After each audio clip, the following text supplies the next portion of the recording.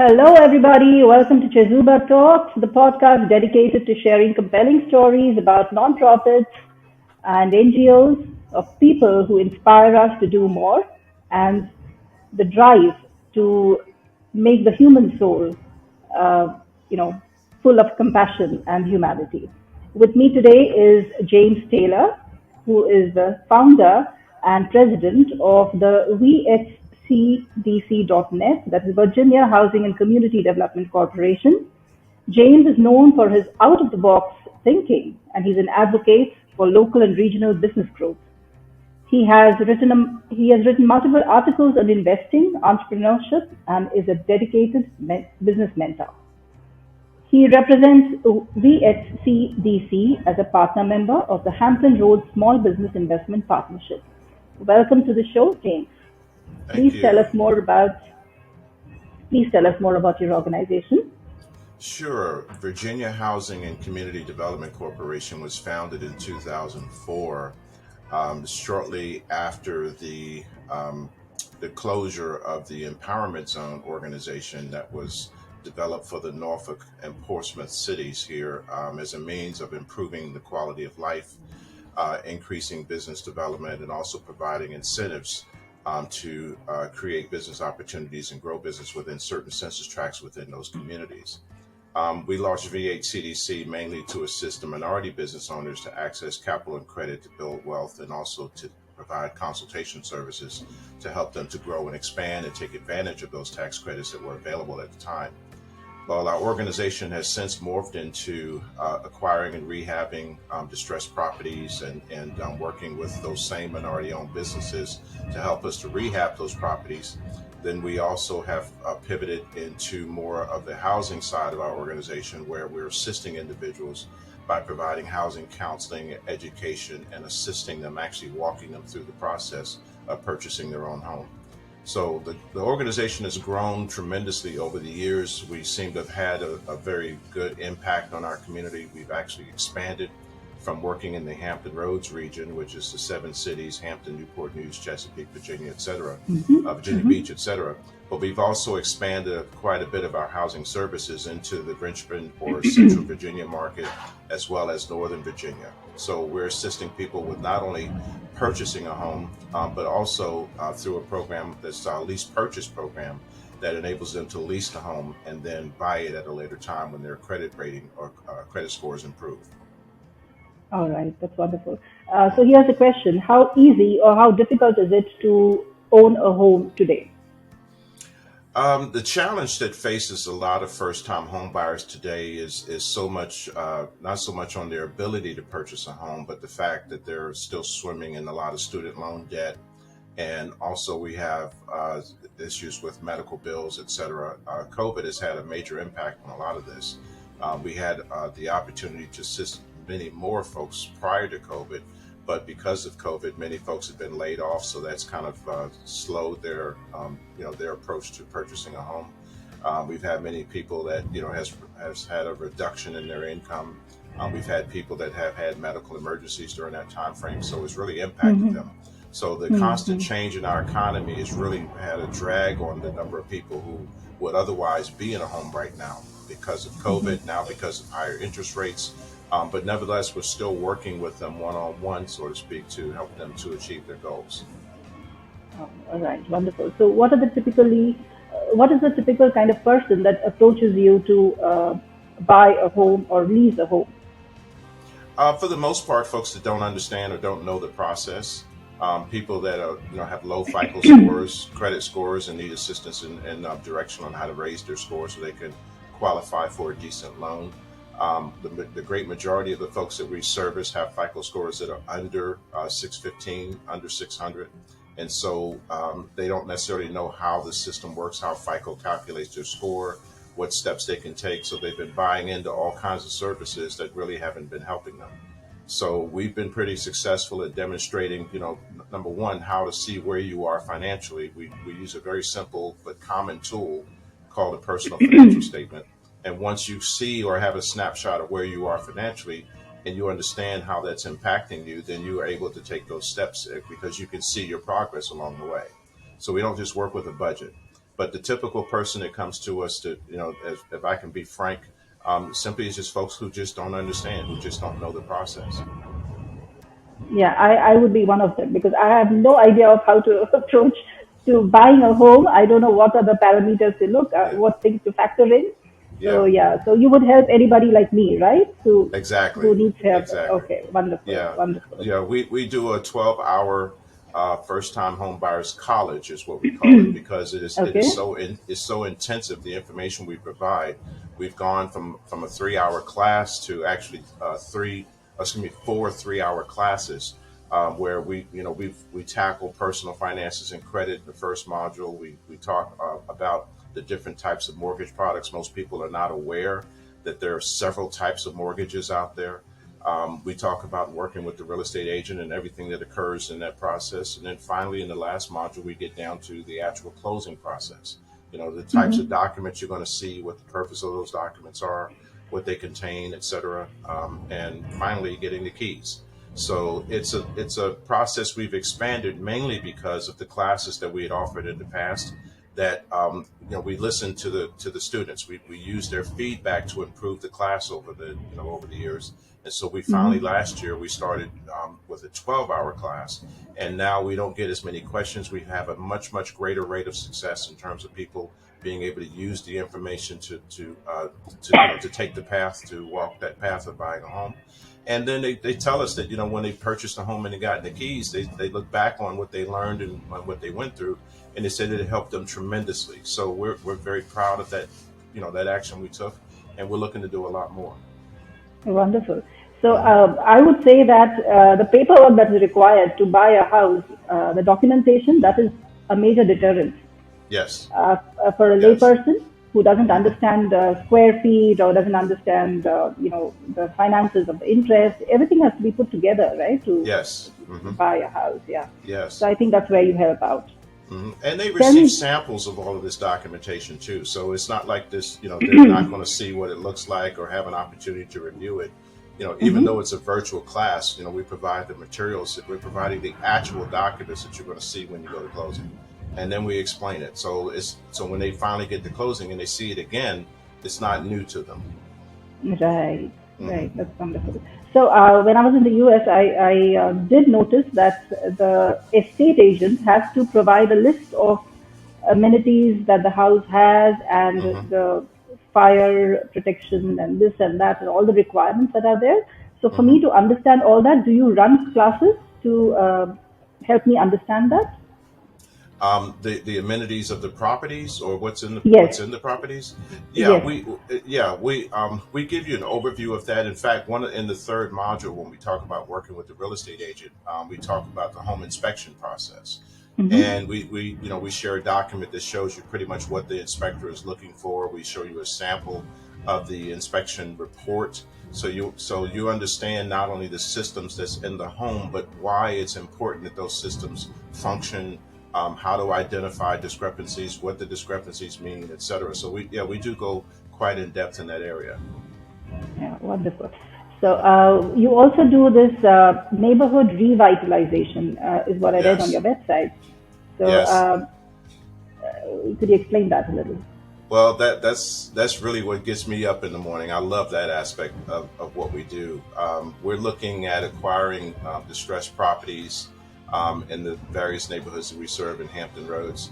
And what we want to do is we want to take those properties. We've already done this a few times, but we're looking to do a lot more. But we take these properties and we completely rehab them.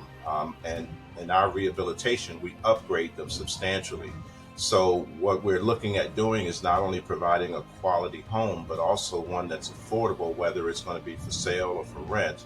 We want the occupants to not only be able to afford to acquire the property or pay the rent in the property, but we also want them to be able to afford living in the property. So we substantially upgrade the insulation in the property. Most of the assets in the property are LED or minimal energy. We have high Mm-hmm. energy efficiency appliances. We over insulate the properties. So we use tankless water heaters, so you're not heating water constantly. We use ductless air conditioning, so the individual rooms can be controlled by remote control. So we do a lot to upgrade the properties.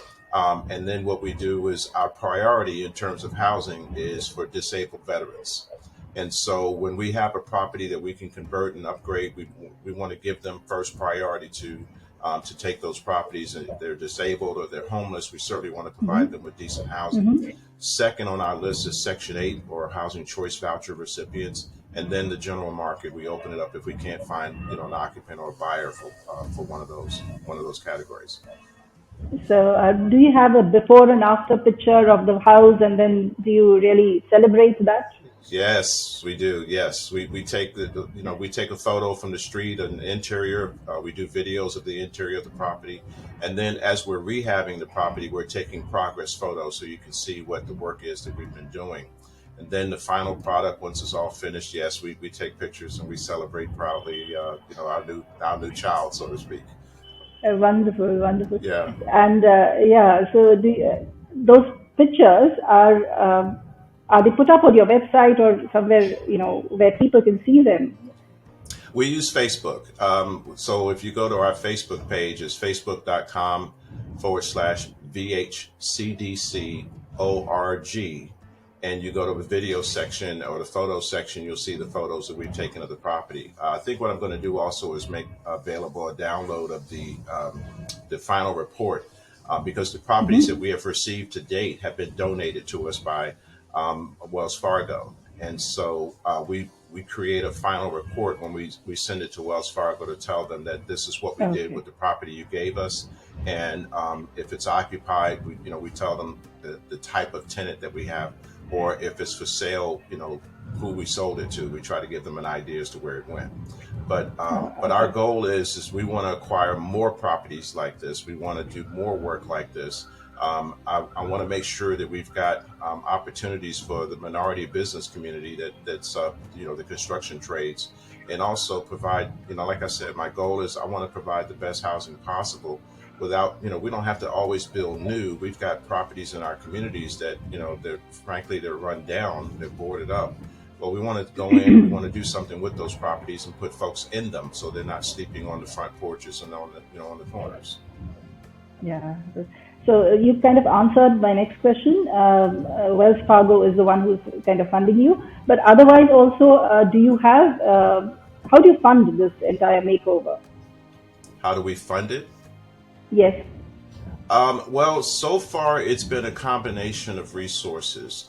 We were able to finally up until last year, I believe it was, or the year before last, we really hadn't had a funding source because most of the lenders that we approached didn't do that kind of lending. The banking community doesn't do that type of lending for small organizations. We were looking at a loan of a few $1 million. We'd probably be able to get it if we were a larger corporation, larger nonprofit. But as a small nonprofit, there's a real challenge in raising funds. So we created a limited partnership of which VHCDC is the general partner, and we solicit small investments from the community. We were able to get a nonprofit housing agency to provide a small line of credit for us, and then we've been using a lot of volunteers to help us with the labor. And so this was successful in our last project, but we really, really, really need to get more equity investment and also more volunteers engaged in what we're doing. Wonderful. So let me just tell you here, the CHEZUBA.net is an online volunteering platform where people can volunteer. So mostly it is virtually, but if people are living in and around your area, they can definitely come and volunteer at your organization. Mm-hmm. That's great. Yeah, I've read up on it, and I think it's an awesome platform. Yes. Worldwide, as I understand as well, right? It is. Running through most countries, yes. Mm-hmm. That's awesome. So, James, tell me, how did this idea originate? What made you start with this nonprofit? Is it because people were not owning enough houses, or not enough people were owning houses, or you felt the need that people, to revitalize the neighborhood? What was it that triggered this? Pretty much all of the above. The issue that I saw was one of education, 2, access, and 3, opportunity. where there were so many folks in the minority community that did not have the education. We don't, we have a tendency in America that we really don't educate folks in terms of finances. And so, you find that most people graduate high schools, don't know anything about banking or how to, handle a Absolutely, checkbook. yes. They I don't think know, that's worldwide. yeah, they don't have any education really in economics. Folks want to start a business and they're great at what they do. They know really well how to do what they do, but they really don't understand the fundamentals or the needs of the administrative aspect of running a business, the financial side, the operating side, and insurance and all of that.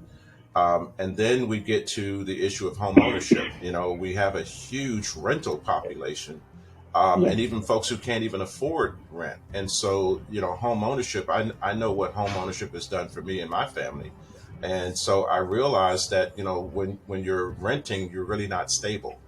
And so when I looked at all of those, all three of those areas, and I looked at what we were doing in the Norfolk Portsmouth Empowerment Zone, uh, the issue with the Empowerment Zone organization was is that basically it never received the funding that it was promised from the federal government, and so the organization had to shut down. Well, I understand the challenges of operating under grants, federal grants in particular. But I said, there's no reason why we can't address this issue. So I started V8 CDC with those purposes in mind, that we were going to work in the area of education, we were going to work in the area of housing, and we're going to work in the area of micro business development. And so my approach has been to be as innovative and creative as possible to attack those problems. In a lot of cases, just using a common sense approach. I looked at, for example, in helping minority-owned businesses. We started venture capital forums back in 2005, 2006, if I'm not mistaken. And our goal was is that we wanted to connect those businesses with investors, and we showed them how to access that kind of capital. Then we began to look at ways that we can get more of them involved in actual work, not constantly chasing federal contracts or large corporate contracts, but basically at the ground level, at the root level, where they can work one-on-one and with us and identify opportunities, understand how to manage their business and grow their business directly. So it's a common sense approach, using today's tools that we have available and basically breaking it down to where it can be used to help folks to achieve their goals. Okay. And what's the typical age of people that approach you? Are they young, in their 30s, or people who've crossed that line or limit of age where, okay, now I don't know what to do, and it's already too late? No, it's a mixture. We see a lot of folks, typically late 20s, early 30s, all the way up to 60s. I mean, we've had first time home buyers. Matter of fact, I think about one who was 68 years old when she came to us, and with the idea of buying a home. It didn't take her long to decide that what it was something that she couldn't do, but we convinced her that she could. And 2 years later, Wow. she's a homeowner, and I hear from her from time 68. to 68 years old. She became a homeowner at 70. This is the first time she's ever owned a home. Wow. We've had clients who I think about one that in particular that her husband did everything, everything financially. She knew nothing financially, and her husband passed away, and she ended up having to learn all of this stuff at I think she was in her late 50s. And so we see the range, of folks, and we're constantly reaching out and telling them it doesn't matter how old you are, get started now. Yeah. So it's never too late is the right adage here. And Never too late. James, No. also, do you run short-term courses? For example, I don't want to suppose I don't want to buy a house right now, but do you train people in, say, bookkeeping or insurance or understanding taxes? We used to do that, and in fact, that was really what started us, got us started in the area of helping small businesses. Is that we used to conduct these types of workshops, and we brought in and partnered with local providers to help us to teach these classes. Um, we quickly learned that although the demand is high, the participation is excruciatingly low. Oh. So we can conduct a class, and we'll get, even like in our home ownership classes, we'll have over 100 people register for a home ownership class. But it's so often is the case, between 25 and 35 people will actually show up. And so Mhm. you're trying to figure out, well, why is it that so many people register for a class but don't attend?